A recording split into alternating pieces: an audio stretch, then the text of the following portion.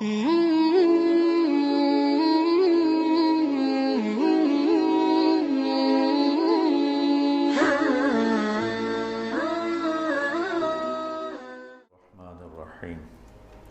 والصلاة والسلام علی رسولہ الکریم وعلی آلہ وصحبہ اجمعین۔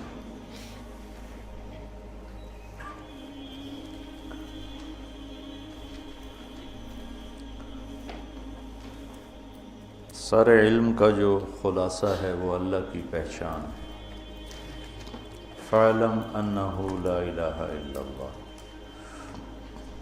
یہاں واو کی بجائے فا ہے، جس سے غالباً یہ مطلب نکلتا ہے کہ سب سے پہلے یہ جانو کہ اللہ ایک ہے اور اس کے سوا کوئی معبود نہیں۔ تو اللہ کو جاننا، اللہ کی پہچان، یہ علم کی انتہا ہے۔ جو اپنے علم سے اللہ کو پا گیا، پہچان گیا، وہ کامیاب ہوا ہے۔ جس نے اللہ کو نہیں پہچانا، اس کے پاس جو بھی علم ہے، جس شکل میں بھی ہے، وہ مردود ہے۔ تو قرآن اللہ کا تعارف کراتا ہے بڑے خوبصورت انداز۔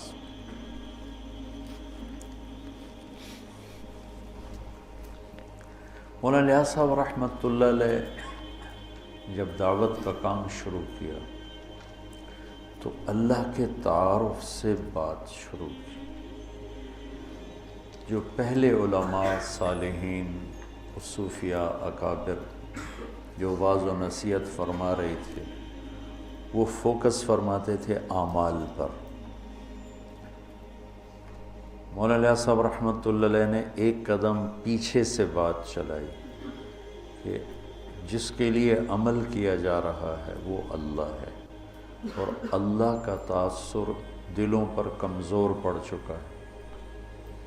تو انہوں نے اللہ کو بولنا شروع کیا، اور ان کی زبان میں لکنت تھی، لا ینطلق لسانی۔ ان کے انتقال کے بعد پھر ان کے صاحبزادے مولانا یوسف صاحب رحمۃ اللہ علیہ نے جو اللہ اللہ کی رٹ لگائی، وہ لوگوں کے دلوں کا رخ اللہ نے اپنی طرف پھیر دیا۔ تو انبیاء کی بھی پہلی محنت جو ہوتی ہے وہ لا الہ الا اللہ ہوتی ہے۔ جب اللہ کا یقین، اللہ کا تعارف مکمل، تو خیر موت تک نہیں ہو سکتا، لیکن اتنا کہ جو دلوں پر اثر انداز ہو جائے، تو پھر آگے احکام، اعمال کا کرنے کی کیفیت تبدیل ہو جاتی۔ حضرت عائشہ رضی اللہ تعالیٰ عنہ کا فرمان ہے، اگر قرآن ایک دم اترتا تو لوگ انکار کر دیتے۔ تو پہلے دلوں کو نرم کرنے والی آیات، توحید، رسالت، آخرت، جنت، جہنم، یہ آیات آئیں، اس سے دل نرم ہوئے۔ تو پھر سورہ بقرہ، آل عمران، نساء، مائدہ، یہ جن میں سارے احکام ہی احکام ہیں، پھر یہ اترنا شروع۔ تو تیسرے پارے میں ایک آیت ہے، آیت الکرسی۔ یہ اللہ کا، اس کو اعظم آیتن کہا جاتا، اطول نہیں، اعظم۔ اطول تو ہے اذا تداینتم بدین الی اجل مسمی، یہ اعظم آیتن فی القرآن ہے کہ اس میں اللہ کے نام کا تکرار ایک آیت میں، ابھی میں آپ کو گن کے سناتا ہوں کہ کتنا ہے۔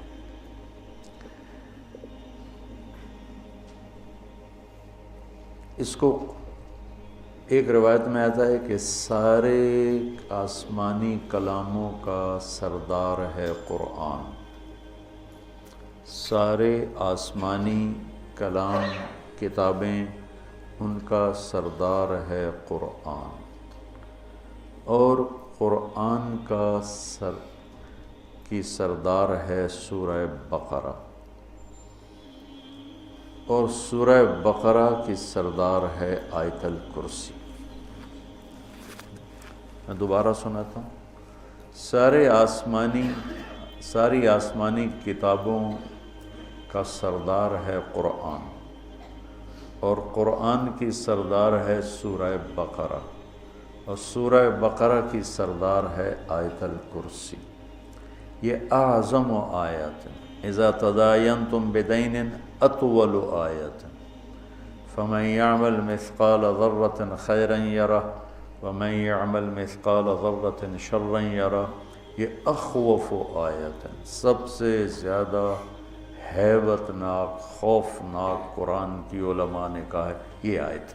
ذرہ کے برابر نیکی ہے تو دیکھو گے، برائی ہے تو دیکھو گے، اس کو اخوف آیت اور ارجا آیت، سب سے امید والی آیت قرآن میں۔ یا عبادی الذین اسرفوا علی انفسہم لا تقنطوا من رحمت اللہ ان اللہ یغفر الذنوب جميعا۔ اس کو ارجا آیت ہے، سب سے امید والی آیت اور سب سے عدل والی آیت۔ اعدل آیت ان اللہ یأمر بالعدل والاحسان وایتاء ذی القربى وینہی عن الفحشاء والمنکر والبغی یعظکم لعلکم تذکرون۔ اور اشد آیت علی اہل النار، جہنم والوں پر سب سے خوفناک آیت، فذوقوا فلن نزیدکم الا عذابا، فذوقوا فلن نزیدکم الا عذابا، کہ تمہارا عذاب ہمیشہ بڑھتا رہے گا۔ اور جنت والوں کے لیے سب سے زیادہ خوشخبری والی آیت، لہم ما یشاءون فیہا ولدینا مزید۔ ادھر لن نزیدکم، ادھر مزید، دونوں جگہ ایک ہی مصدر اور ایک ہی مادہ استعمال کیا گیا ہے کہ فلن نزیدکم الا عذابا، اور لہم ما یشاءون فیہا۔ ما یشاءون کی کوئی انتہا نہیں ہے، تو پھر اللہ کہہ رہا ہے کہیں نہ کہیں تمہاری خواہشات تھک جائیں گی، انتہا ہو جائے گی، ولدینا مزید، ہم مزید تمہارے لیے دروازے کھولیں گے۔ تو آیت الکرسی کو قرآن کی سب سے عظیم آیت کہا جاتا ہے۔ یہ صرف اللہ کا تعارف ہے۔ اللہ کتنی دفعہ آ رہا ہے گنتے ہیں، اللہ لا الہ الا ہو، دو، الحی، تین، القیوم، چار، الحی اور القیوم میں جو ضمیر ہے وہ 6، لا تاخذہ، ہو ضمیر 7، سنۃ ولا نوم، لہو ما فی السماوات وما فی الارض، لہو کی ضمیر 8، من ذا الذی یشفع عندہ 9، الا باذنہ، ہی ضمیر 10، یعلم کے اندر ضمیر 11، من علمہ 12، الا بما شاء 13، کرسیہ ہو 14، ولا یعودہ 15، حفظ کے اندر ضمیر 16، وہو 17، العلی 18، العظیم 19۔ ایک چھوٹی سی آیت میں 19 دفعہ، اور اگر العلی العظیم کی 2 ضمیریں نکالیں تو 21۔ ایک اتنی ساری آیت میں 21 دفعہ اللہ اپنی ذات کو بیان فرما رہا ہے۔ ہم اللہ کو جانتے ہیں عقلاً، ابھی اللہ کی محبت دل کے تاروں پہ نغمہ بن کے نہیں چھڑی، صرف ہم فقہی، اصطلاحی اور قانونی طور پر اپنے اللہ کو پہچانتے ہیں، اور یہ بھی ایمان کا درجہ ہے، کوئی شک نہیں۔ لیکن جو ایمان کا درجہ مطلوب ہے، اذا ذکر اللہ وجلت قلوبہم، کہ اللہ کا نام آئے تو دل کی دنیا ہی بدل جائے۔ چمی گویم مسلمانم بلرزم، کہ دانم مشکلات لا الارا۔ اللہ تعالیٰ اقبال کی قبر روشن کرے۔ یقین مثل خلیل آتش نشینی، یقین اللہ مستی خود گزینی، سنے تہذیب حاضر کے گرفتار، غلامی سے ہے بدتر بے یقینی۔ اچھا، اس کو ایک اور طرح ہم دیکھتے ہیں جو کہ قرآن کا حسن ہے، اور قرآن کی کہ جو میں کہتا رہتا ہوں، میں تو نہ وہاں تک پہنچ سکا، تمہیں پہنچا ہوا دیکھنا چاہتا ہوں، اپنے خوابوں کی تعبیر تمہارے اندر ڈھونڈتا ہوں کہ تم قرآن کی خوبصورتی کو نکالو، لوگوں کے سامنے لاؤ کہ کیسا حسین کلام ہے، کیسا خوبصورت کلام ہے۔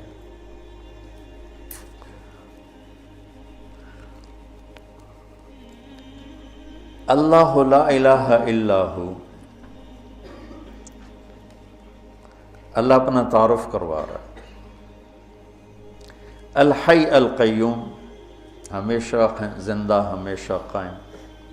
لا تأخذہ سنۃ ولا نوم، لا ینأس ولا ینام تو نہیں کہا، چونکہ وہ طاقتور مفہوم لا ینام میں نہیں پیدا ہوتا۔ لا ینام میں نفی نہیں ہے کہ نیند سے پاک ہے، لا ینام میں یہ احتمال ہے، نیند آتی ہے کنٹرول کر لیتا ہے، اونگ آتی ہے کنٹرول کر لیتا ہے۔ لا تأخذہ کے اندر نفی ہے کہ وہ نیند سے پاک ہے اور وہ اونگ سے پاک ہے، اور کوئی اس کے سامنے دم نہیں مار سکتا اس کی اجازت کے بغیر، اور وہ آگے بھی جانتا ہے پیچھے بھی جانتا ہے، جتنا وہ چاہتا ہے اتنا اپنے علم میں سے دیتا ہے۔ اس کی کرسی نے زمین آسمان کو گھیرے میں لیا ہوا ہے، اس سب کو کی حفاظت اس کو تھکاتی نہیں، اور وہ بلند ہے، عظیم ہے۔ ٹھیک ہو؟ اب ذرا ان جملوں میں آپ غور کریں کہ یہ آپس میں جڑے ہوئے کیسے ہیں۔ الحیش القیوم، یہ آخری جملہ العلیج العظیم، یہ دونوں آپس میں جڑے ہوئے ہیں۔ الحی القیوم، العلیج العظیم، غور کرنا۔ لا تأخذہ سنۃ ولا نوم، لا یعودہ حفظہما، یہ آپس میں جڑے ہوئے ہیں، ایک مفہوم دے رہے ہیں۔ ٹھیک ہے، لا تأخذہ سنۃ ولا نوم، اور ادھر لا یعودہ حفظہما۔ کچھ سمجھ میں ابھی آ رہا کہ نہیں؟ جوڑ سمجھ میں آ رہا؟ لہو ما فی السماوات وما فی الارض، یہ جڑا ہوا ہے وسع کرسیہ السماوات والارض، کہ دونوں ایک مفہوم دے رہے ہیں۔ زمین اس کی، آسمان اس کا، اس کے تخت نے زمین آسمان کو گھیرے میں لیا ہوا ہے۔ تو یہ اوپر والا جملہ اور یہ جملہ آپس میں جڑے ہو کہ نہیں جڑے ہیں؟ اچھا، من ذا الذی یشفع عندہ الا بإذنہ ولا یحیطون بشیء من علمہ الا بما شاء، یہ دونوں آپس میں جڑے ہوئے ہیں۔ ٹھیک ہے، اچھا، یہ ایسا جوڑ کیسے بٹھا دیا اللہ تعالیٰ نے؟ تو بیچ والا جملہ ہے یعلم ما بین ایدیہم وما خلفہم، وہ آگے بھی جانتا ہے پیچھے بھی جانتا ہے، جوڑ بٹھا دیا اس نے، اوپر کا نیچے کے ساتھ، نیچے کا اوپر کے ساتھ۔ کوئی میری بھی بلاغت سمجھ میں آئی؟ شیخ صاحب کی بلاغت تو قانونی ہوتی ہے نا، تو ہماری تو رب رمیۃ من غیر رامن ہوتے ہیں، رب رمیۃ من غیر رامن، کہ کیا خوبصورت اللہ نے اس کو جوڑ بٹھایا۔ الحی القیوم العلی العظیم، لا تأخذہ سنۃ ولا نوم ولا یعودہ حفظہما، سبحان اللہ، کیا زبردست ہے۔ لہ ما فی السماوات وما فی الارض وسع کرسیہ السماوات والارض، من ذا الذی یشفع عندہ الا بإذنہ ولا یحیطون بشیء من علمہ الا بما شاء۔ تو یہ بیچ میں ہے یعلم ما بین ایدیہم وما خلفہم، تو یہ خوبصورت، یہ سارا قرآن ہی ایسے ہے۔ تو اللہ سے تم مانگو، اللہ تمہیں وہ ذوق سلیم دے کہ تم قرآن کے حسن کی نقاب کشائی کر سکو۔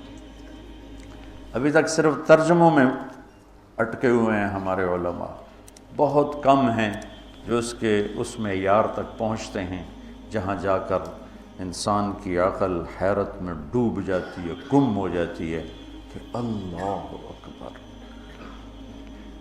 اللہ اکبر۔ اور یہ ایمان بالغیب نہیں ہے، یہ مشاہدے کی چیز ہے۔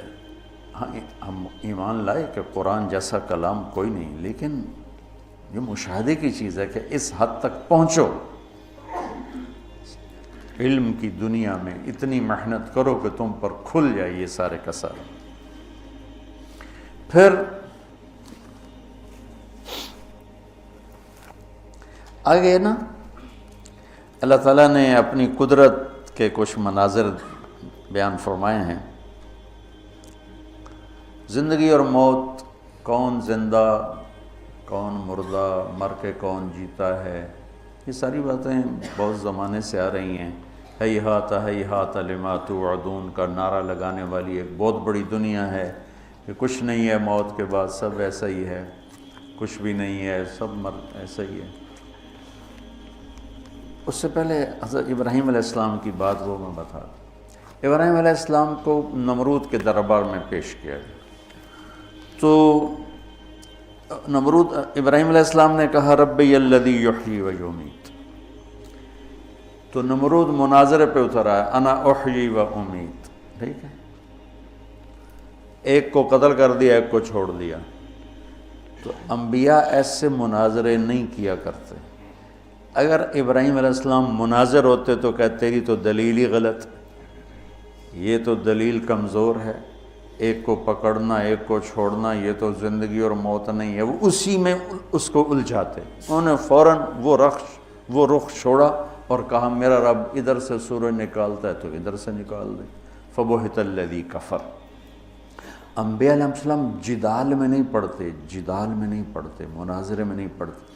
تحفۃ العلماء حضرت تھانوی رحمۃ اللہ علیہ نے جو کتاب وہ کسی نے ان کے نا مواعظ کو ان 2 جلدوں میں جمع کیا، ان کے تو 30 جلدوں میں ہیں، تو اب وہ پڑھو اس میں مناظرے کا باب کہ کتنی انہوں نے اس کی نفی فرمائی ہے کہ یہ فتنے کا راستہ ہے، اس سے خیر نہیں پھیلتی، اس سے شر ہی پھیلتا ہے، مثبت طریقے سے کام کرنے پر لوگوں کے دلوں پہ اثر ہوتا۔ تو ابراہیم علیہ السلام نے مناظرے سے ہٹ کر دوسرا راستہ اختیار کیا۔ مناظر کیا کرتا، اس کی دلیل کو کاٹتا، اس کی دلیل کو رد کرتا، اس کا ذوف بیان کرتا۔ ابراہیم علیہ السلام نے کیا کیا، یہ تو بالکل ہی ان پڑھ ہے، کہ اچھا بھائی تو سورج ادھر سے نکال دے۔ تو اس کے بعد واقعہ ہے عزیر علیہ السلام کا۔ عزیر علیہ السلام کے دور میں بخت نصر نے بیت المقدس پہ حملہ کیا اور ساری بستی کو تباہ و برباد کر دیا اور لاشوں کے انبار لگا دی۔ تو عزیر علیہ السلام اپنے گدھے پہ جا رہے تھے تو وہ دیکھ کر کہنے لگے انا یحیی هذه اللہ بعد موت، یہ سارے کیسے زندہ ہوں گے؟ وہ تو نبی تھے تو ان کو سکھانا بھی تھا۔ تو چلتے چلتے تھکاوٹ محسوس ہوئی، بھوک لگی، تو گدھے پہ سوار تھے، ایک کھنڈر سا تھا، وہاں درخت کے نیچے گدھے کو باندھا اور ٹوٹے ہوئے کھنڈر کی دیوار پر یوں ٹیک لگائی، روٹی نکالی اور اس کو توڑ کے پیالے میں ڈالا، انگور ساتھ تھے ان کو رومال میں ڈال کے ان کو نچوڑا، تو روٹی کے اوپر انگوروں کے رس کو نچوڑا تو وہ اس میں تر ہو گئی۔ تو تھوڑی دیر یہ روٹی رس میں بھیگی رہے تاکہ نرم ہو جائے، پھر کھاؤں گا، اس خیال سے اس چھوٹی دیوار سے یوں ٹیک لگائی ایسے، اور آگے ایک چھوٹی سی اس دیوار تھی اس پر یوں ٹیکا، اور یہاں تھے اور اللہ نے جان نکالی۔ فَأَمَاتَهُ اللَّهُ مِئَةَ عَامٍ۔ اب انگور کے رس کے رچ جانے کے انتظار میں یوں کیا اور جان گئی۔ 100 برس کے بعد اللہ نے اٹھایا، کم لبثت؟ قال یوما، ایک دم نکلا ایک دن، پھر سورج دیکھا تو کوئی ڈھل گیا تھا، نہیں بعد یوم۔ قال بل لبثت 100 عام، نہیں عزیر تو 100 سال زندہ رہا ہے۔ کہ یا اللہ 100 سال، وہ کیسے؟ کہ اپنا کھانا دیکھو ذرا، الی طعامک و شرابک لم یتسنى، انگور کی شراب سب سے اعلیٰ شراب بنتی ہے کہ وہ بہت جلدی جھاگ چھوڑتا ہے، خمیر بن جاتا ہے۔ تو 100 برس کے بعد دیکھا تو روٹی تازہ، انگور کا رس اس میں تازہ اور وہ نرم پر بھری ہوئی پڑی ہے، اور کھوتا شریف غائب ہے جس نے 4 کھوتا غائب اور روٹی نرم، پانی ویسے۔ انظر الی طعامک و شرابک لم یتسنى، تو دیکھ ذرا تیرا جو پانی اور پینا ہے، کھانا ہے، وہ تو بالکل ٹھیک ہے، لیکن تیرا گدھا کدھر ہے؟ وہ تو کوئی نہیں ہے۔ دیکھ میں اسے کیسے اب زندہ، انظر الی العظام کیف ننشزها ثم نکسوها لحما، ابھی دیکھ میں کیا کرتا ہوں۔ تو اللہ تعالیٰ کا جو امر آیا تو زمین پہ جو اس کو جو مٹی بن چکی تھی ہڈیاں، وہی ہڈیاں بن کے زندہ ہو گئیں اور ڈھانچہ بن گئیں، اس کے اوپر گوشت چڑھا، اس کے اوپر یہ سارا پروسیس عزیر علیہ السلام نے آنکھوں سے دیکھا۔ سارا گدھا مکمل ہوا، اور جب مکمل ہوا تو اللہ نے روح ڈالی تو عزیٰ کہ السلام علیکم۔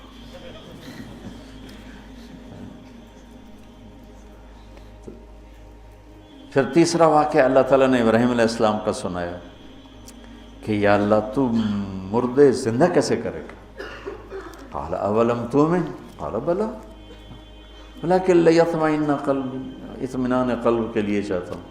کہا فخذ 4 من الطیر وصرهن الیک ثم اجعل على كل جبل منهن جزءا ثم ادعهن سیاتینک سعیا، کہ 4 پرندے لے لے۔ وہ کوئی 4 پرندے تھے، مفسرین نے لکھے ہیں، کوئی کہتا ہے مور تھا، اور کبوتر تھا، فاختہ تھی، کوا تھا، جو بھی تھے، بہرحال 4 پرندے تھے، اس سے کوئی بحث نہیں کہ کون سے تھے۔ ان کو اپنے سے مانوس کر لیا، پھر اس کے بعد ان کو کاٹا اور ان کے کیما کر کے بوٹیاں ملا دی، اور ایک حصہ یہاں، ایک یہاں، ایک یہاں، ایک یہاں۔ تو اللہ تعالیٰ نے کہا یاتینک سعیا، یہ نہیں کہا یاتینک طیرا، اڑتے ہوئے تیرے پاس آئیں گے، نہیں، سعیا، چلتے ہوئے آئیں گے ایسے، تاکہ تو اچھی طرح تسلی کر کے دیکھ لے کہ جو تیرا رب کر رہا ہے کیسا کر رہا ہے۔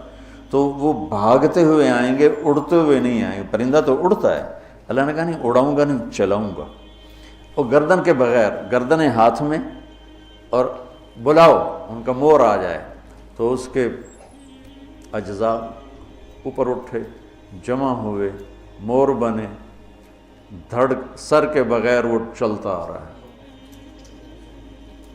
تاکہ ابراہیم علیہ السلام اچھی طرح دیکھ لیں۔ اڑتے ہوئے آئے تو شاید وہ تیزی کی وجہ سے پورا پتہ نہ چلے، تو اس طرح آئے، اس طرح۔ تو جب وہ گردن 7 فٹ کی تو 7 ہی فٹ ہوگی، ہر ایک گردن فٹ کرتا ہے کہ وہ فٹ ہوگی۔ مولانا نظر الرحمان صاحب سے سنا، میں نے خود نہیں پڑھا، کہ وہ جب وہ مور آیا تو کوے کی گردن آگے کر دی، تو اس نے گردن یوں کر دی، پھر اس نے وہ کبوتر کی گردن یوں کر دی، پھر جب مور کی تو اس نے گردن بیچ میں گھسیڑ دی، تو زندہ ہو گیا۔ تو اللہ تبارک و تعالیٰ اپنی قدرت سے جو چاہے کر کے دکھاتے۔ لا کے ساتھ ساری مخلوق کی نفی ہو جاتی ہے، کہ لا کے تلوار کے نیچے ہر چیز کی نفی ہے، الا اللہ کے ذریعے صرف اللہ کی ذات کا اس بات ہے کہ کرنے والا صرف اللہ ہے۔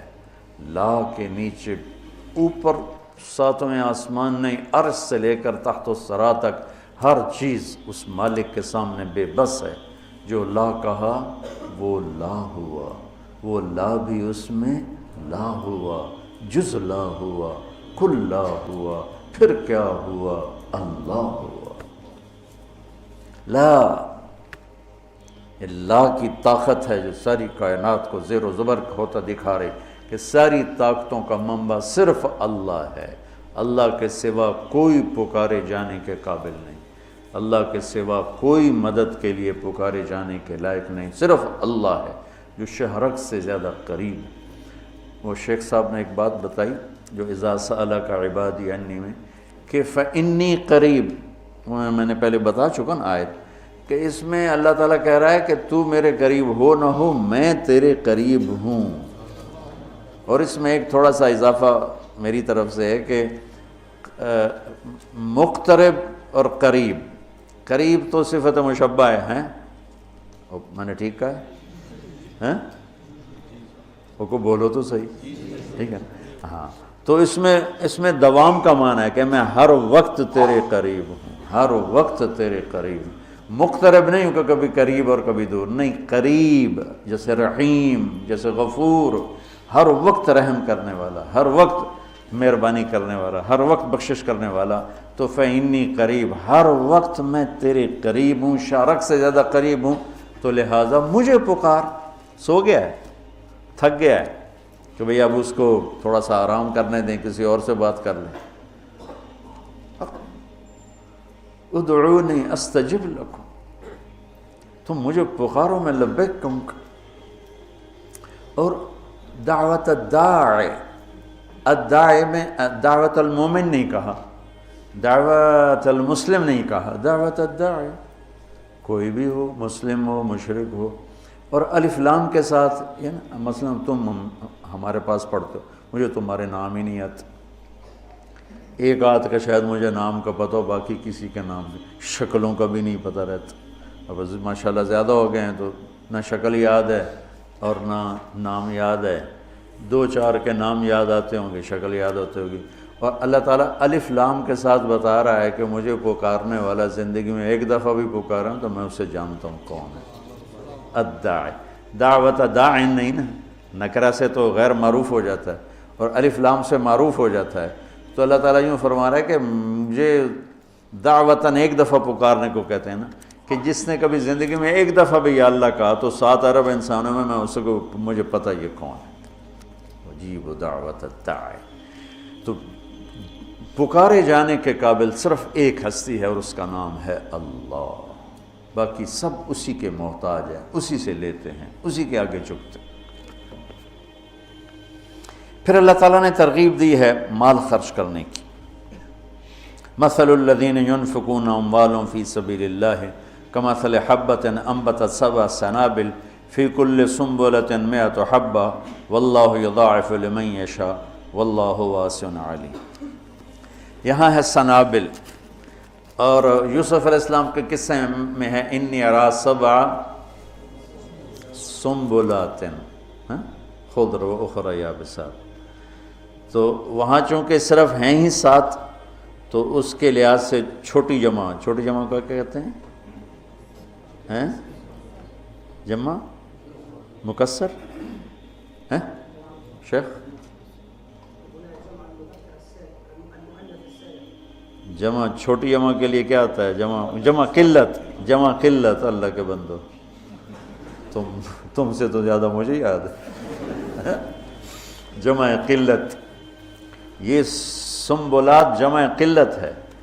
اور ادھر کوئی حد کوئی نہیں تو سنابل جمع منتہی الجموع ہے، جمع کثرت ہے، جو آخر تک کوئی حد ہی نہیں.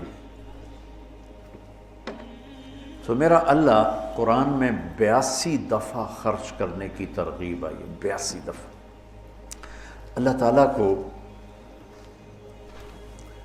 بخیل سے نفرت ہے، چاہے راتوں کا تہجد گزار ہو، دن کا روزے دار.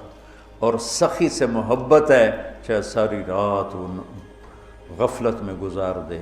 اللہ تعالیٰ کو سخی سے محبت. بخیل سے اللہ دوستی لگاتا نہیں، اور سخی سے اللہ دوستی توڑتا نہیں. اور سخاوت کا تعلق پیسے سے نہیں، دل سے ہے، دل کی کیفیت ہوتی ہے. ہمارا ایک نوکر تھا چاچا گامو، وہ ہمارے ڈیرے کا نوکر تھا، اور اس کی جو بیوی تھی وہ ہمارے گھر میں نوکرانی تھی. وہ کچن کا کام وہ کرتی تھی اور باہر ڈیرے کا کام وہ کرتا تھا. تو جو اس کا نام تھا ماسی میرا، وہ انتہائی بخیل اور وہ بالکل فقیر اور انتہائی سخی. اور اس کی سخاوت یہ تھی، وہ چائے بہت پیتا تھا، دودھ ہمارے گھر سے لیتا تھا، باقی پتی چینی وغیرہ وہ اپنے ہی لاتا. تو میں نے اس کو کبھی کبھی دیکھا اکیلے چائے پیتے ہوئے، ورنہ وہ چائے ایک پیالے کی بجائے 6-7 پیالے بناتا. ادھر موچی رہتے تھے، ادھر ترخان رہتے، یا میاں چائے پی ہوئی ہے. تو ان سب کو بٹھا کے چائے پلاتا تھا. تو اس کی بیوی انتہائی بخیل کہتی کھا گیا روڑ گیا ساری چائے روڑ گیا ساری چائے روڑ گیا. کوئی پترا کان بچا وہ کہتا میرے پیو کوئی بچایا ہی میرے کان میں بھی تو پال پہ اس سخاوت پیسے سے نہیں ہوتی، سخاوت دل سے ہوتی ہے. وہ غریب کے اندر بھی سخاوت ہو سکتی، مالدار کے اندر، اور غریب بھی بخیل ہو سکتا ہے، مالدار بھی بخیل ہو سکتا. اور اللہ کو سخی پسند ہے اور بخیل سے نفرت. شیطان ایک دفعہ کسی کو ملا تو اس نے بنی اسرائیل کے کسی عابد کو ملا، اس سے انہوں نے پوچھا تجھے کون لوگ پسند ہیں؟ کہ ایک جو شراب پیتا ہو مجھے بڑا اچھا لگتا ہے، ایک بہت زیادہ غصے والا ہو مجھے بڑا اچھا لگتا ہے، اور ایک بخیل ہو کنجوس تو مجھے بڑا اچھا لگتا ہے. اور کہنے لگا اگلی بتاؤں، اگر کوئی بدبخت تینوں ایک ہی جگہ جمع ہو جائیں، بخیل بھی ہو، غصے والا بھی ہو، نشے والا بھی ہو، پھر وہ پیر ہوتا ہے، میں مرید ہوتا ہوں. جی پیر صاحب ایسے دنیا بھری پڑی ہے اس سے. تو میرا اللہ ترغیب دیتا ہے مال لگاؤ. آپ نے فرمایا اللہ الاجود وانا اجود ولد آدم، سب سے بڑے سخی تو اللہ ہیں، اور اللہ کے بعد سب سے بڑا سخی اللہ نے مجھے بنایا. اہل البیت کی سخاوت کو کوئی نہیں پہنچ سکتا. ایک دفعہ مدینہ میں دو نوجوانوں میں بحث چڑھی، بنو امیہ سخی ہیں یا اہل بیت سخی؟ تو جو بنو امیہ کا طرفدار تھا اس نے کہا بنو امیہ زیادہ سخی، جو اہل بیت کا طرفدار تھا اس نے کہا اہل بیت زیادہ سخی. کہا چلو امتحان لیتے ہیں. تو جو بنو امیہ کا تھا وہ گیا بنو امیہ کے مالداروں کے پاس کہ میں مصیبت میں پھنس گیا ہوں تو مجھے کچھ مدد چاہیے. تو ایک نے 10,000 دیے، پھر دوسرے کے پاس گیا اس نے 10,000 دیے، تیسرے کے پاس، چوتھا 5 6 7 8 9 10 آدمیوں سے 1 لاکھ لے کر آیا. یہ گیا عبداللہ بن جعفر کے پاس، ضرورت مندوں کو چاہیے، انہوں نے 1 لاکھ دے دیا. پھر گیا حضرت حسن کے پاس، کہا جی میں محتاج ضرورت مند، انہوں نے 1 لاکھ دیا. پھر گیا امام حسین کے پاس، انہوں نے 1 لاکھ دے دیا. جب وہ کٹھے ہوئے انہوں نے کہا کتنا لے آندہ کہ 1 لاکھ کہ میں 3 لاکھ لے آندہ. وہ کہا بھائی واقعی اہل بیت کی سخاوت کو کوئی نہیں پہنچ سکتا، چلو واپس کرتے ہیں. تو بنو امیہ کا جو حامی تھا وہ گیا، حضور ہم تو خالی ویسے ہی کر رہے تھے، ضرورت نہیں تھی، یہ برائے مہربانی. ان کا ٹھیک رکھ دو. دوسرا ٹھیک ہے رکھ دو. تیسرا، چوتھا، 5واں، 6واں، 7واں، 8واں، 9واں، 10 ٹھیک ہے بھائی رکھ دو، واپس کر دو. واپس ہو گیا. اب یہ گیا عبداللہ بن جعفر کے پاس، حضرت وہ ہم تو ایسے ہی امتحان لے رہے تھے، ہمیں تو ضرورت کوئی نہیں، آپ واپس لے لیں. امام حسن صاحب، امام حسین صاحب، انہوں نے فرمایا جب اہل بیت کے گھر سے کوئی چیز نکل جاتی ہے واپس نہیں آیا تھا. سخی. امام علی نقی رحمہ اللہ تعالی علیہ السلام یہ رہتے تھے سامرہ میں، سامرہ بغداد کے پاس ایک جگہ. تو ان کے پاس ایک شخص آیا کہ حضور میرے اوپر 30,000 دینار قرضہ ہے. کون ہو، کہاں سے آئے ہو، قرضہ ہے نہیں ہے؟ اچھا پہلے سنو 30,000 دینار بنتا کتنا ہے؟ 60 کروڑ روپیہ. یہ کہو زبان سے. تو انہوں نے اپنے خادم سے پوچھا پڑھے ہیں؟ کہ جی پڑھیں، کا اٹھا کے دے دو. نہیں پوچھا 60 کروڑ. سانو 100 روپیہ دینے نا، رسید سن ڈال دو.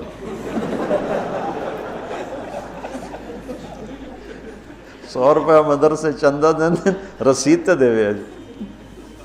تو ساری تے رسید 100 روپیہ دی تو چندہ سن. یقین مانو اگر آپ اہل البیت کے قصے سخاوت کے پڑھو، آپ یقین نہیں آتا کہ 60 کروڑ روپیہ ایک سائل کو دے دیا. ایک دفعہ سامرہ سے باہر کسی گاؤں میں گئے ہوئے تھے ملاقات کے لیے، تو ایک آدمی ان کو ڈھونڈتے ڈھونڈتے کوفے سے چلا وہاں پہنچ گیا. کہ حضرت 10,000 درہم کا مقروض ہوں اور کوفے سے چلا ہوں، یہاں تک پہنچا ہوں، کہیں سے کام نہیں بنا، آپ کے سوا میرا کوئی کام نہیں بنا سکتا۔ اچھا، ان دنوں ان کے پاس کچھ بھی نہیں تھا۔ فرمانے لگے بھائی میرے پاس تو کچھ ہے نہیں۔ کہا نہیں جی، میں نے تو آپ سے ہی لینا ہے، جہاں سے بھی کر کے دو مجھے کر کے دو۔ تو کہنے لگے اچھا ٹھیک، نوکر سے کاغذ قلم لاؤ۔ کاغذ قلم لائے، اس پہ تحریر لکھی کہ میں نے اس صاحب کے 10,000 درہم دینے ہیں اور اپنے سائن کے علی نقی۔ کہا یہ لے جا، میں 3 دن بعد واپس جاؤں گا شہر، تو جب مجلس گرم ہونا تھا آ جانا اور یہ پرچہ دکھا کے میری خوب بےزتی کرنا کہ تو پیسے لکھے ہوئے یار، تو مکر گیا اور دیتا نہیں ہے اور ٹال مٹول کرتا ہے، ٹکا کے میری بےزتی۔ انہوں نے یہ کام میں نہیں کرتا۔ کہا پھر پیسے نہیں ملیں گے، کرنا پڑے گا۔ انہوں نے کہا چلو ٹھیک ہے جی، آپ کہتے ہیں تو میں کر دوں گا۔ تو 3 دن بعد یہ تشریف لے گئے سامرہ۔ تو شام کے وقت لوگ جو شہر کے معزز تھے وہ، اور اس زمانہ تھا متوکل کا، تو متوکل کے درباریوں میں سے 2 وہاں آئے، تشریف لائے ہوئے تھے، بیٹھے ہوئے تھے۔ تو یہ بدو پہنچ گیا، اور اس نے وہ تو آپ نے امام صاحب نے خود ہی کہہ دیا تھا تم نے اوپر چڑھائی کرنی، انہیں آتے ہی چڑھائی کر دی۔ اور وہ کہ بھائی ٹھیک ہے یار، میں تیرے دینے ہیں پر ابھی میرے پاس ہے نہیں، میں دے دوں گا۔ نہیں، اب پہلے اتنی دیر کر دی ہے، ایسے جھوٹے وعدے کرتے ہیں آپ، اب کیسے کرتے ہیں آپ؟ وہ آگے منتیں کر رہے ہیں اور سارے مجمع کا رنگ فق ہو رہا ہے۔ تو کہا اچھا بھائی مجھے 3 دن کی مہلت دے دے، میں تیرا سارا قرضہ چکا دوں۔ کہا ٹھیک ہے، 3 دن کے بعد چوتھا نہیں ہونا چاہیے۔ کہا نہیں بالکل نہیں ہوگا۔ وہ جو متوکل کے درباری تھے نا، انہوں نے جا کے متوکل کو بتایا کہ امام صاحب کے ساتھ ہوا یہ قصہ۔ اچھا، انہوں نے فوراً خزانچی کو کہا کہ 30,000 درہم ابھی حضرت کے گھر پہنچا دو۔ وہ 30,000 درہم پہنچے اور اس کو بلوا لیا، ابھی لے جا۔ کہا جی میری تو 10,000 ضرورت ہے۔ نہیں، ہمارے گھر سے جو چیز آتی ہے وہ آگے جانے کے لیے آتی ہے، لے جا۔ کہا حضرت میری ضرورت صرف 10,000 ہے، مجھے اوپر والے نہیں چاہیے۔ کہا تجھے چاہیے، پیسہ بھی ایسی چیز ہے کہ نہیں چاہیے، چل سارا لے جا۔ یہ سخاوت۔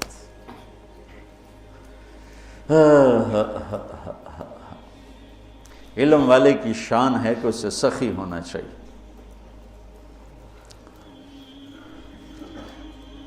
حضرت عمر رضی اللہ عنہ کی دعا سنو، اللہم انی شدید فلینی وبخیل فسخنی۔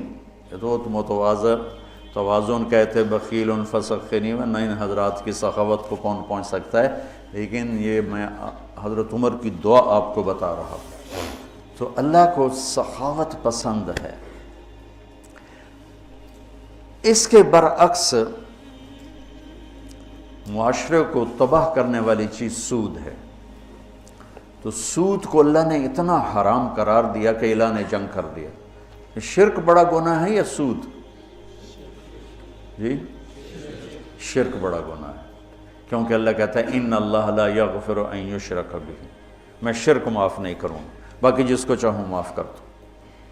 تو شرک کے خلاف تو نہیں کہتا اعلان جنگ ہے، سود کے خلاف کہتا ہے میرا اعلان جنگ ہے۔ سود شرک سے چھوٹا گناہ ہے لیکن اعلان جنگ ہے، اور صرف اپنا نہیں کہا، میں اور میرا رسول دونوں تمہارے خلاف اعلان جنگ کریں۔ کہ سود لوگوں کے چولہے بجھا دیتا ہے، اور سود حرص و ہوس پیدا کرتا ہے، انسانوں کو درندہ بنا دیتا ہے، اور معاشرہ تباہ و برباد ہو جاتا ہے، اور پیسہ چند ہاتھوں میں سمٹ کے رہ جاتا ہے۔ تو 2 گناہ ایسے ہیں جن پر اللہ نے فَجَزَاؤُهُ جَهَنَّمُ خَالِدًا فِيهَا، حالانکہ ایمان والے کے لیے ہمیشہ کی جہنم نہیں ہے، نکل آئے گا کسی نہ کسی دن، لیکن قتل اور سود پر اللہ نے کہا جزاؤہ جہنم خالداً فیہا، کہ جو سود نہیں جو قتل کر رہا ہے اس کی جزا جہنم ہے اور یہ ہمیشہ جلے گا، اور سود کھانے والے کے لیے فرمایا کہ یہ جہنم میں ہمیشہ جلے گا۔ اور سب سے بدترین شکل آپ نے سود کھانے والوں کی دیکھی کہ جب آپ معراج میں گئے تو آپ نے دیکھا کچھ لوگ ہیں جن کے پیٹ ہیں جیسے بڑے بڑے گنبد، اس پیٹ کے اندر سانپ چل رہے ہیں جو ان کو اندر سے کاٹ رہے ہیں، اور ان کی چیخ و پکار ہے۔ آپ نے پوچھا یہ کون لوگ ہیں؟ کہا یہ سود کھانے والے۔ ایک تو بینک سود پہ پیسہ دیتے ہیں، سود پر، اور ایک عام لوگ بھی اب سود پہ پیسہ دیتے ہیں۔ میں لکی مروت گیا تو مجھے ایک شکایت یہ بھی ملی کہ یہاں حد سے زیادہ لوگ سود پہ پیسہ دیتے ہیں، بغیر قرض حسنہ کوئی دیتا ہی نہیں ہے، جب بھی دیں گے سود پر دیں گے۔ اور اللہ اس کے رسول سے اعلان جنگ قبول ہے چند ٹکے کے پیچھے، چونکہ اسلام سخاوت کا درس دیتا ہے، اسلام فیاضی کا درس دیتا ہے، سبق دیتا ہے، تو اور سخاوت سے معاشرہ خوبصورت ہو جاتا ہے، محبوب ہو جاتا ہے۔ ایک دفعہ عبداللہ بن جعفر اور حسنین کریمین علیہم السلام یہ مکہ سے مدینہ آ رہے تھے، راستے میں بھوک لگی تو ایک بابا اور بڑھیا کا خیمہ، تو کہنے لگے ہم ہاشمی لوگ ہیں، کچھ کھانے کو مل جائے گا؟ اس نے کہا بیٹھیں، تشریف رکھیں۔ تو ایک بکری کھڑی تھی، اس نے گرا دی، تو انہوں نے پوچھا آپ کے پاس کچھ اور بھی ہے؟ کہا بس یہی ہے۔ کہا تو آپ اس کو ہمارے لیے ذبح کر رہے ہیں تو خود کیسے گزارا ہوگا؟ تو وہ کہنے لگا مہمان تو بھوکا نہیں جائے گا، میرا گزارا آپ اللہ کرے گا۔ تو انہوں نے وہاں کھانا کھایا اور کہا کہ جب مدینے آؤ تو ہم سے مل لینا۔ اب ایک ہی بکری تھی، وہ ذبح ہو گئی، تو وہ بھوک نے تنگ کیا، تو بابے نے کہا بڑھیا سے کہ اب چلیں مدینے، شاید وہ لوگ مل جائیں تو کچھ ان سے ہماری مدد ہو جائے۔ چلو گئے، دونوں گلی میں جا رہے تھے، امام حسن کی نظر پڑ گئی، انہوں نے پہچان لیا۔ کہا بابا جی مجھے پہچانتے ہو؟ ان کا جی نہیں۔ کہا ہم آپ کے مہمان ہیں۔ غلام سے فرمایا اس کو 1000 بکریاں دے دو اور 2000 دینار دے دو اور حسین کے پاس بھیج دو۔ حسین کے پاس بھیج دیا۔ انہوں نے پوچھا بھائی صاحب نے کتنا دیا ہے؟ کہا 1000 بکری اور 2000 دینار۔ کہا 1000 بکریاں دے دو، 2000 دینار دے دو، اور انہوں نے عبداللہ بن جعفر کے پاس بھیج دیا۔ انہوں نے پوچھا میرے بھائیوں نے کیا دیا ہے؟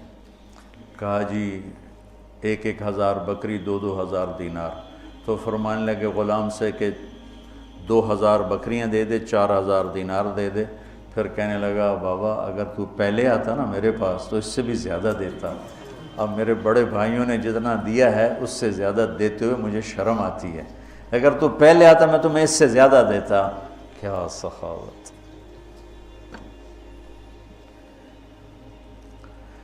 تو سود اس لیے اللہ نے حرام کیا کہ زندگی کی رونق کو چھین لیتا ہے اور انسان کو یہ درندہ بنا دیتا ہے، وحشی بنا دیتا ہے۔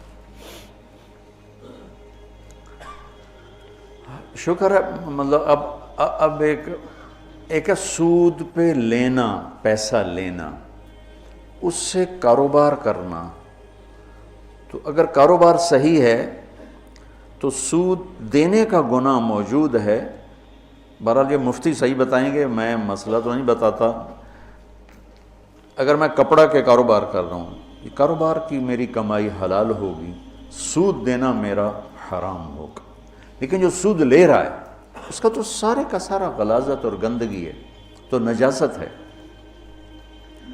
اور جو اعلان جنگ ہے وہ بھی سود لینے والے کے خلاف اعلان جنگ ہے۔ تو تیار ہو جاتا، لوگوں کے مجبوریوں سے فائدہ اٹھاتے ہو، ہمارا تمہارے خلاف اعلان جنگ ہے۔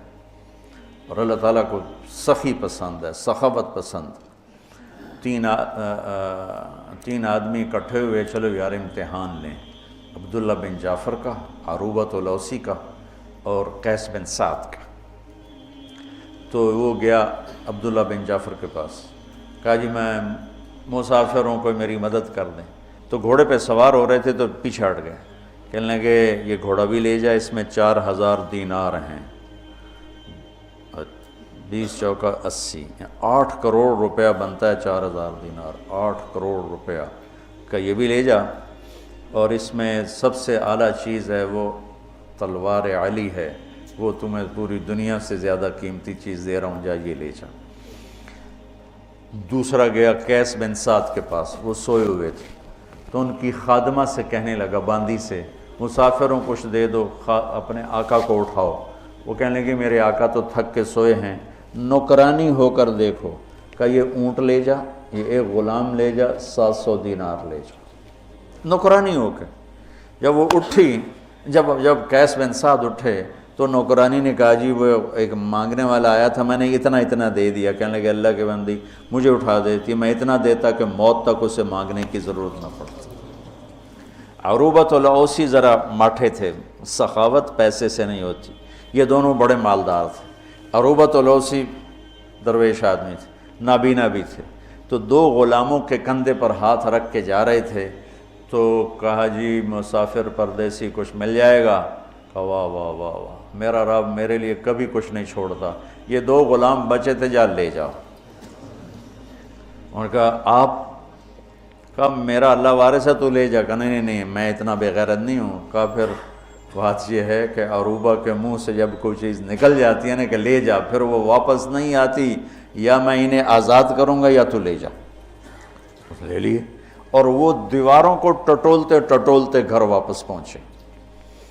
تو تینوں جب کٹھے ہوئے تو تینوں کا مشترکہ فیصلہ تھا کہ بڑے سخی عروبہ ہیں کہ سارا ہی مال دے دیا، دو غلام تھے، سارا دے دیا۔ کہ سخاوت کا تعلق جائیدادوں سے نہیں ہے، یہ دل سے ہے، دل سے ہے۔ تو سود انسانیت کے ماتھے پر ایک بدنما، جتنی دنیا میں اس وقت اکانومی فلاپ ہو رہی ہے اور مالدار ملکوں میں بھی ایک تباہی آئی ہوئی ہے، اس کے پیچھے سود سب سے بڑی، سود، سٹہ، جوا، یہ تین چیزیں ایسی ہیں جو اکانومی کو، معیشت کو تباہ و برباد کر دیتی۔ اور چوتھا ادھار، ہمارے سارے کاروبار ادھار پہ چلے گئے ہیں، اور میرے نبی نے ادھار کی ہمیشہ نفی فرمائی، اور ادھار کو ہمیشہ، اب آپ مقروض کا جنازہ نہیں پڑھتے تھے، حالانکہ خود قرضہ اٹھایا ساری زندگی تاکہ بازار اپنی اصلی شکل پہ قائم رہے۔ جب سورا بازار ہی ادھار پہ چل رہا ہے تو کبھی بھی چیزوں کی قیمتیں کنٹرول میں نہیں آ سکتی۔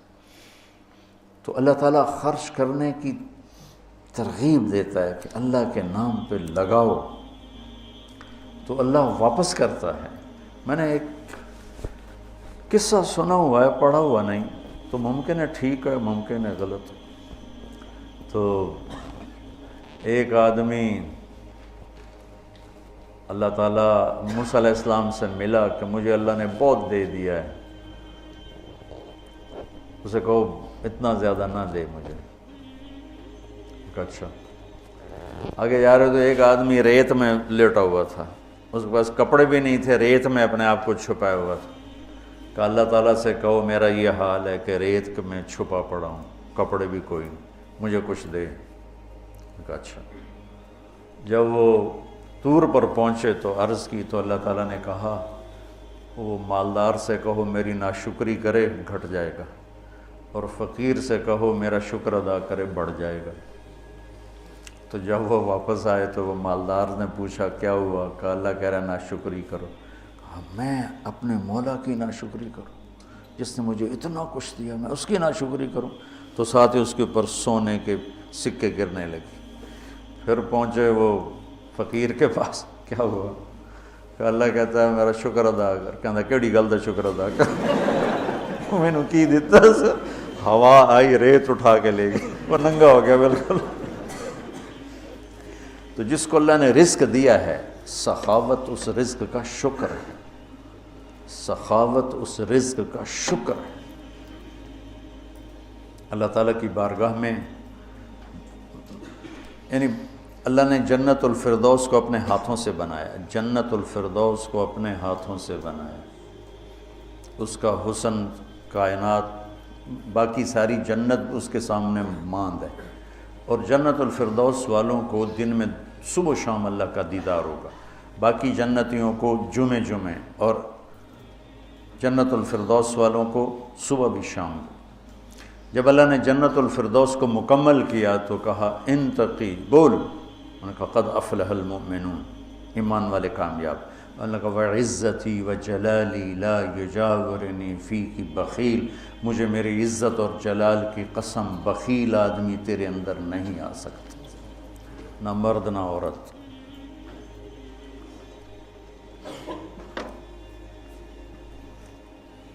تو اللہ سے مانگو کہ اللہ ہمیں سخی بنائے، اور جہاں تک آواز جاری سود سے بچو، سود سے بچو، یہ زندگی کی رونق لے جاتا ہے، یہ کاروبار، یہ جتنی ہماری ٹیکسٹائل تباہ ہے یا بڑی بڑی انڈسٹری تباہ ہے، یہ کہتے تو ہیں نا حکومت کا قصور ہے، ان کے اپنا قصور کہ 99.9% اپنا لالچ، اپنا حرص، اپنا ہوس اور ہیرا پھیری اور چکر بازی، اور اس سے بینکوں سے ساز باز، اس نے آ کر ہماری تجارت کو آ کر ڈبو دیا ہے۔ سچائی ہو، دیانتداری ہو، صداقت ہو اور وعدہ وفائی ہو اور کھوٹ سے پاک کام ہو، اسے زوال اللہ اپنے امتحان کے طور پر لے لے تو لے لے، ورنہ اللہ کا قانون ہے کہ سچائی کو زوال نہیں ہے، دیانتداری کو زوال نہیں ہے۔ اس کو کافر کرے گا یا مومن کرے گا، دونوں کے لیے بلندی اور اونچائی۔ تو آج 2-3 چیزیں ہو گئیں، باقی انشاءاللہ۔ اللہم لک الحمد کما انت اہلہ، فصلی علی محمد کما انت اہلہ، وفعل بنا ما انت اہلہ، انک اہل التقوی و اہل المغفرہ۔ ربنا هب لنا من ازواجنا وذریاتنا قرۃ اعین واجعلنا للمتقین اماما۔ ربنا لا تزغ قلوبنا بعد إذ هديتنا وهب لنا من لدنك رحمة إنك أنت الوهاب۔ اللهم اشفنا من كل داء وعافنا من كل بلاء وجنبنا من سيء الأسقام وارزقنا بغیر حساب من حيث لا نحتسب۔ یا اللہ تیری رحمت کی راتیں ہیں، عرش تیرا پہلے آسمان پر ہے، جتنے لوگوں نے ہاتھ اٹھائے ہیں اس وقت یا اللہ، جو کیمرے کے ذریعے سے یا جو ہمارے سامنے بیٹھے ہیں، یا اللہ ہمارے اٹھے ہوئے ہاتھ اپنی رحمت سے بھر دے، یا اللہ ہماری جھولیوں کو بھر دے، یا اللہ ہم تیری دنیا کے بھی فقیر ہیں، تیری آخرت کے بھی فقیر ہیں میرے مولا۔ نہ ہم سے دنیا کی تنگی برداشت ہوتی ہے، نہ آخرت کی تنگی برداشت ہوتی میرے مولا۔ نہ ہم دنیا کی ذلت کو سہ سکتے ہیں، نہ آخرت کی ذلت کو سہ سکتے ہیں، نہ یہاں کے دکھوں کی برداشت ہے، نہ وہاں کے دکھوں کی برداشت ہے۔ اور میرے مولا ہم تیرے سامنے شرمندہ ہیں کہ تو نے بہت دیا اور ہم نے ناشکری کی، تو نے پردہ پوشی کی، ہم نے دلیری کی۔ یا اللہ اپنے محبوب کے آنسوؤں کے صدقے ہم پر اور پوری امت پر رحم فرما، اور جتنے لوگوں کے اٹھے ہاتھ ہیں اور جتنی ان کے سینے میں تڑپتی ہوئی فریادیں ہیں، وہ ان سب کے حق میں قبول فرما۔ میرے دیس کی حفاظت فرما، اس کو اندرونی بیرونی دشمنوں سے بچا۔ یا اللہ کوئی کلمہ خیر زبان سے نکلوا جس سے تیرے بندوں کو فائدہ ہو، کلمہ شر زبان سے نکلنے سے محفوظ فرما۔ یا اللہ ایسی بات کرنے کی توفیق دے جس سے امت کے دل جڑیں، ایسی بات سے بچا جس سے امت کے دل پھٹیں اور ٹوٹیں۔ یا اللہ پوری امت کو امت بنے کی شان نصیب فرما۔ یا اللہ جتنے لوگ روزے رکھ رہے ہیں قبول فرما، جو ابھی تک نہیں رکھ رہے سستی کی وجہ سے ان کی ہمت جوان فرما۔ اور یا اللہ جو تیرے گھر پہنچے ہوئے ہیں، تیرے حبیب کے گھر پہنچے ہوئے ہیں، ان کی حاضریاں قبول فرما۔ اور یا اللہ جو تیرے نام پہ کھانے کھلا رہے ہیں، سحریاں کروا رہے ہیں، افطاریاں کروا رہے ہیں، ان کی یہ ساری خدمت قبول فرما۔ اور یا اللہ ان سارے بچوں کو آنے والے وقت کا بڑا عالم بنا، ہادی بنا، مہدی بنا، ہادی بنا، مہدی بنا، ہادی بنا، مہدی بنا، والدین کی ٹھنڈک بنا، پورے امت میں امن کا پیغام لے کے چلنے والا بنا، پوری امت کو جوڑنے والا بنا۔ اور جتنے بھی یا اللہ ہمارے ساتھ اس وقت جڑے ہوئے ہیں، ساری شاخوں کے بچے، اساتذہ، ان کے گھر والے، ان کے یا اللہ ان اداروں کے ملازم، یا اللہ سب کی دنیا اور آخرت کی خیر فرما اور ہر شر سے بچا۔ وصلی اللہ تعالی نبی